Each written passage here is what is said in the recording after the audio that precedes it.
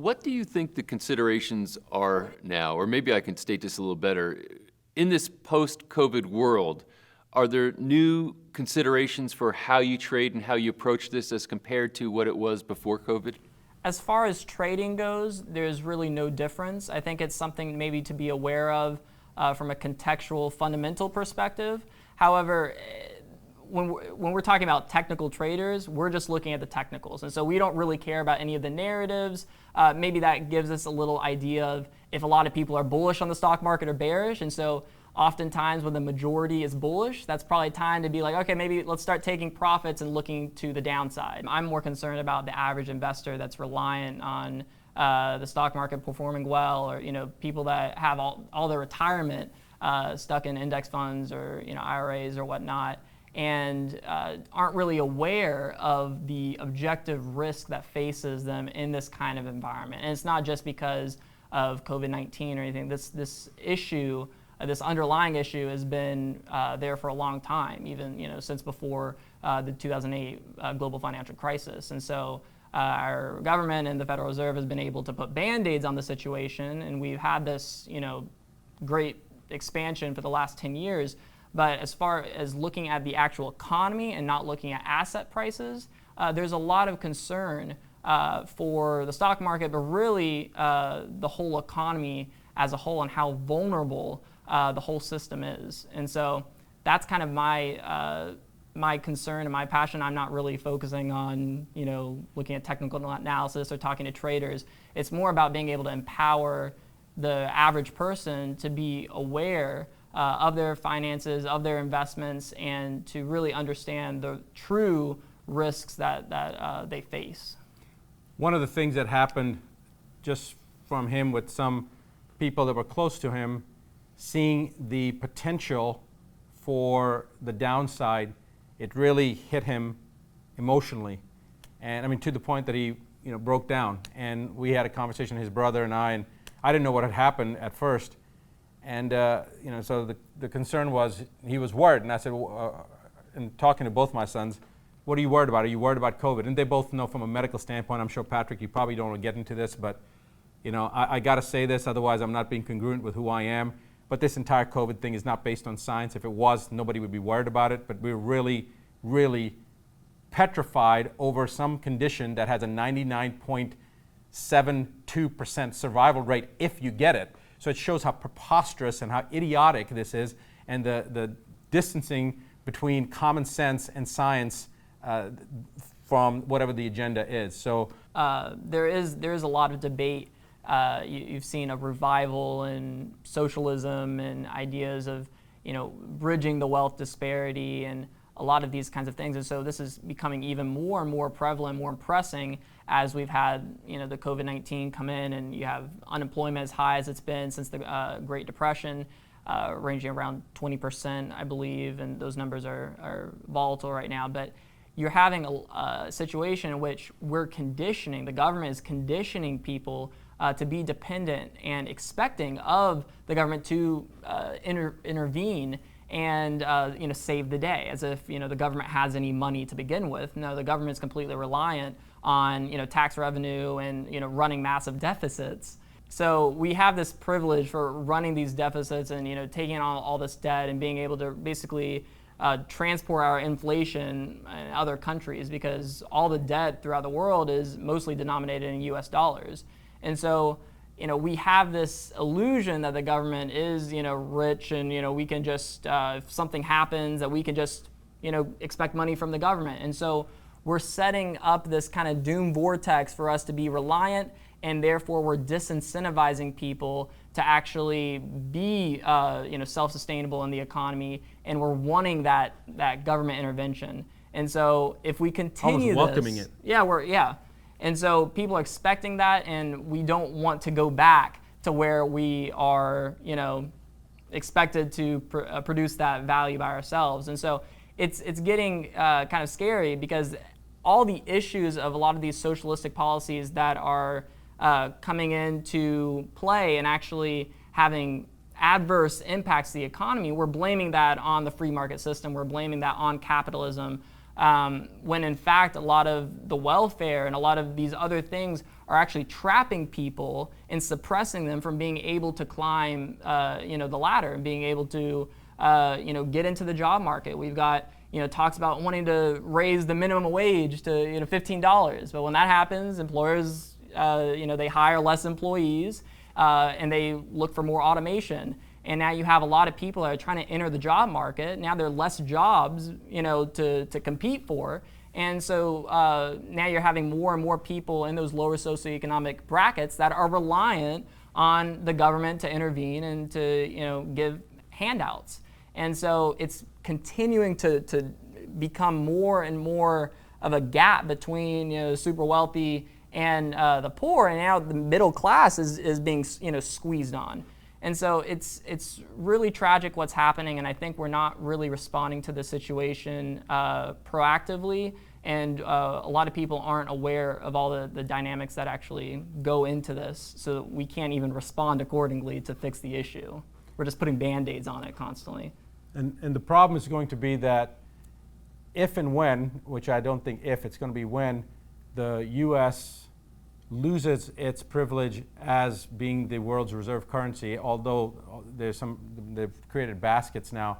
But as that basket starts to shift in weight, there are a lot of things that we as the American public have taken for granted, and we will end up paying a significant price, much greater than other countries, because some of the privileges that we have are based upon the fact that if Japan wants to do business with Australia, they transfer the yen into US dollar and then US dollar to Australian dollar, and that arbitrage benefits the US economy, US citizens, without them even realizing it. Now, if the world reserve currency no longer is the US dollar and Japan does business straight with Australia, some of those privileges will go away. But as those privileges go away, it's an order of magnitude higher that we, the people in the United States, will actually feel that pain. And when that happens, demand for the US dollar goes down, and this is going to eventually manifest in massive inflation and possibly hyperinflation. And I have a lot of sympathy and empathy for people that are trying to respond effectively to this. And you have this as a big proponent for buying Bitcoin, and it's a fixed asset. You can't make any more of it. It has a fixed supply, whereas our current fiat monetary system, you can just continue to inflate it and expand it at will, so that we never have to suffer from a recession again. But we know that healthy economies, they go through expansions and contractions, and that's just how it goes. When you go through an expansion, awesome. People are able to save more money. You're able to produce more things. When you have a contraction, now some of that malinvestment, some of those resources that aren't efficiently being used, they are now reallocated so that they can be used more efficiently, and that can manifest in a better expansion thereafter. And so this whole thing of trying to avoid a recession altogether forever, for the foreseeable future, it's actually creating a more prolonged and painful contraction in the economy and economic activity. And it's just really pushing back the issue and just kicking the can further out for later generations to have to figure out how to pick up the pieces. It's delaying the inevitable and making it exponentially grow in potential for how devastating it will be when it occurs. Yeah, there are certainly a lot of macroeconomic debates going on, and personally, I'm in agreement with you. I'm a fan of the Austrian School of Economics, and it's puzzling to me right now that as we're sitting at the time of this interview, with all of what's going on, the market is hitting record highs, and it's kind of puzzling. And I guess what you're saying, though, in the way that you trade, no matter what really is happening, economically speaking, it's not really that much of an issue for you, because you're not trading on the fundamentals of companies. You're looking at the technical analysis and just literally trading based on that, so it doesn't really impact you. Right. We're really just looking at the technicals, and a lot of times the technicals can kind of predict what fundamentals end up doing. Is there'll always be justification in retrospect, and so really it's just being able to understand the scenarios. And so there's always scenarios for a bearish case and a bullish case and an ultra bullish case and an ultra bearish case. And so that's really what it comes down to, and really being able to understand these scenarios and not just focus on what we want to happen. And that's the fundamental basis of risk management and risk assessment, because we can't just focus on what we want to happen or what we think is going to happen. We have to really understand all the dynamics at play and how that actually creates those different kinds of scenarios. And so we can plan ahead of time regardless of the scenario that ends up happening. Well, this has certainly been a fascinating and wide-ranging conversation. And Abie, very impressive the amount of maturity and poise you show at your young age. What's also been very interesting for me is to see how the two of you have worked in this dynamic. In life we have important categories. One of them is personal finance, obviously. Another one is career, and those two things are usually somewhat related. But for us parents, a really important category is parenting. So to see these things kind of collide into a single experience that the two of you are having together, setting up a career, understanding money and finance, father and son relationship, it's really been a fascinating thing to observe and to see the dynamic between the two of you.